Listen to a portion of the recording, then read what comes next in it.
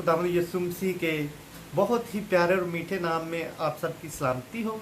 और खुदावंद ने मुझे दोबारा मौका बख्शा कि मैं खुदावंद का ज़िंदा कलाम लेके हाज़िर हूँ।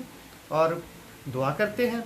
खुदाए कादर मुतलक अब्दीयत के बाप सलामती के शहज़ादे बहरोबर के खालक और मालक, हम तेरा बहुत ज़्यादा शुक्र करते हैं और शुक्र करते हैं खुदावंद कि आपने हमें अभी तक जिंदों की ज़मीन पर ज़िंदा रखा और ज़िंदगी जैसी नेमत बख्शी।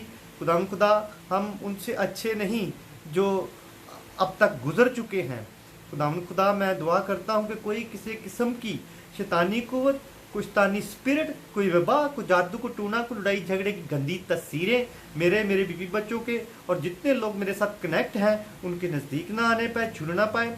आप खुदा अपने पाक रूह की बाढ़ हमारे घरों के चौगिर्द लगा और अपने पाक फरिश्तों का पहरा बढ़ा। खुदावंद यीशु मसीह के जलाली और मुकद्दस नाम में आमीन। खुदावंद का शुक्र करते हैं कि खुदावंद यीशु जो है वो हमारा मसीहा है, हमारा खुदावंद है। वो हाज़िर और नाज़र, सच्चा, जिंदा, जलाली, अब्दी खुदावंद है। वो मसीह है और वो मौजज़ात का खुदावंद है।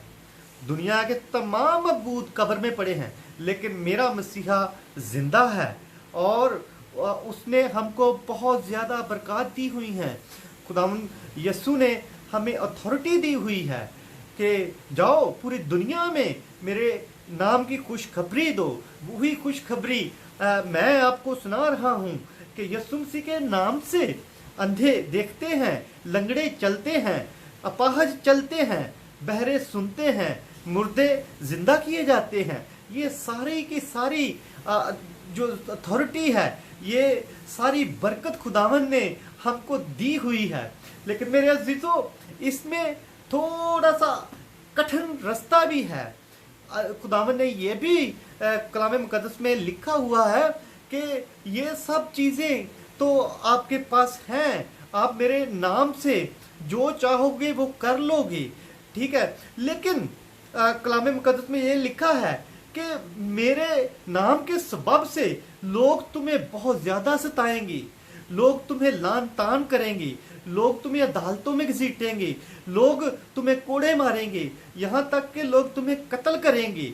तो ये कलाम मुकद्दस में से देखते हैं कि ये कहाँ कहाँ लिखा हुआ है।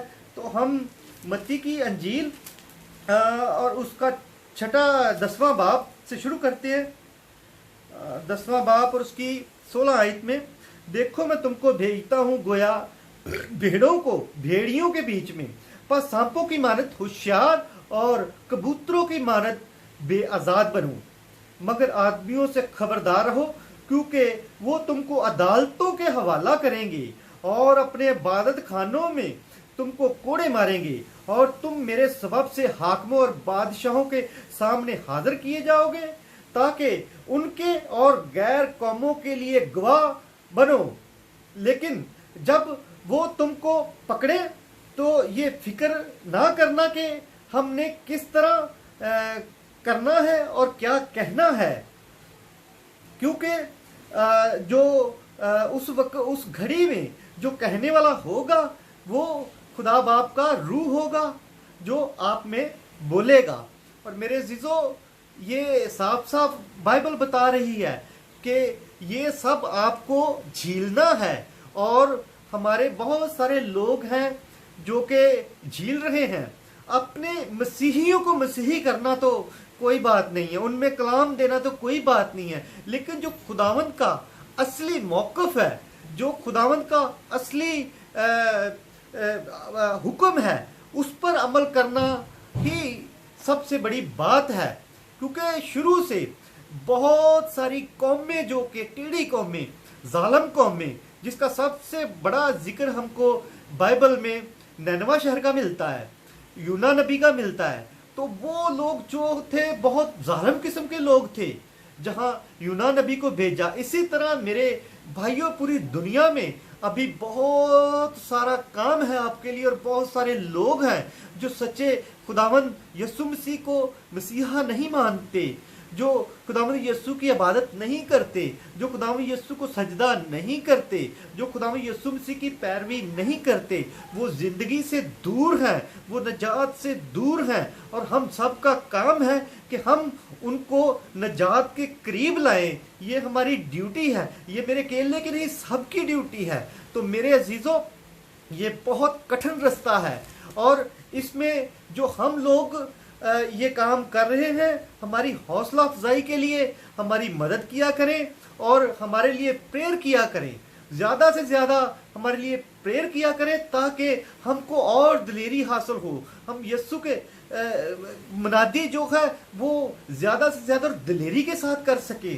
और मेरे अजीज़ों, आगे अगर देखते हैं तो मत्ती 4 बाब में लिखा हुआ है, जब मेरे सबब से लोग तुमको लान तान करेंगे और सताएंगे और हर तरह की बुरी बातें तुम्हारी निस्बत नाहक कहेंगे तो तुम मुबारक होगे। खुशी करना और नहायत शादमान होना, क्योंकि आसमान पर तुम्हारा अजर बहुत बड़ा है, इसलिए कि लोगों ने उन नबियों को भी जो तुमसे पहले थे इसी तरह सताया था।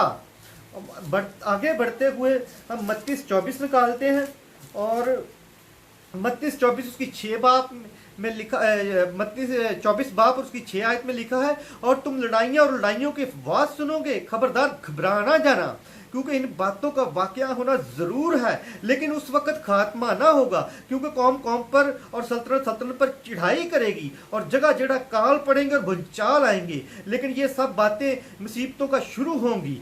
उस वक्त लोग तुमको एज़ा देने के लिए पकड़वाएंगे और तुमको कत्ल करेंगे, और मेरे नाम की खातिर सब कौमें तुमसे अदावत रखेंगी, और उस वक्त बथेरे ठोकर खाएंगे और एक दूसरे को पकड़वाएंगे और एक दूसरे से अदावत रखेंगे, और बहुत से झूठे नबी उठ खड़े होंगे और बथेरों को गुमराह करेंगे, और बेदीनी के बढ़ जाने से बथेरों की मोहब्बत ठंडी पड़ जाएगी, और मगर जो आखिर तक बर्दाश्त करेगा वो ही निजात पाएगा।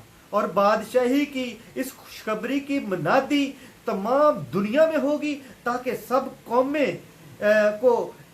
कौमों के लिए गवाही हो, तब खात्मा होगा। तो मेरे अजीजों, ये काम हम सब लोगों के लिए है। तो जिस तरह के दिन जा रहे हैं, ये कलाम मुकद्दस के मुताबिक यही है वो क़यामत की निशानियां जो खुदावंद जिनके बारे में हमें बता रहा है।